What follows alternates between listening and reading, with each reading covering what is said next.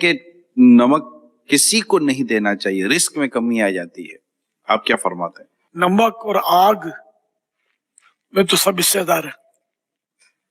حدیث پاک میں مطلب نمک تو دینے کی ترغیب موجود ہے۔ حضرت ام المومنین عائشہ صدیقہ رضی اللہ تعالی عنہ سے روایت ہے کہ انہوں نے عرض کی یا رسول اللہ صلی اللہ تعالی علیہ وآلہ وسلم، کس چیز کا منع کرنا حلال نہیں؟ فرمایا پانی اور نمک اور آگ۔ کہتی ہے میں نے عرض کی یا رسول اللہ صلی اللہ علیہ وآلہ وسلم، پانی کو تو ہم نے سمجھ لیا، مگر نمک اور آگ کا منع کرنا کیوں حلال نہیں؟ فرمایا اے حمیرہ، جس نے آگ دے دی گویا اس نے اس پورے کو صدقہ کیا جو آگ سے پکایا گیا،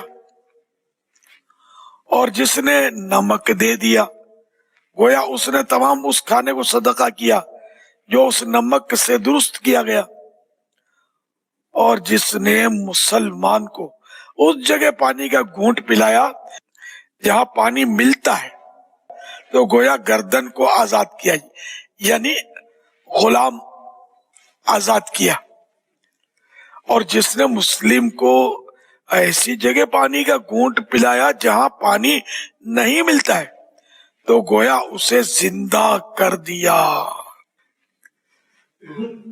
عوام ہے بس وہ چلاتے رہتے ہیں، کوئی حرج نہیں ہے، نہیں اچھا ثواب کا کام۔ اچھا ثواب ہے۔ نہیں کوئی بولے گا کہ پڑوسن بولے گی کہ نمک تھوڑا دے دو ہمارے پاس ختم ہو گیا ہے، تو نمک بہت سستی چیز ہے نا، تو غالباً یہ کہ وہ پڑوسیوں پر اتنا بوجھ بھی نہیں پڑے گا۔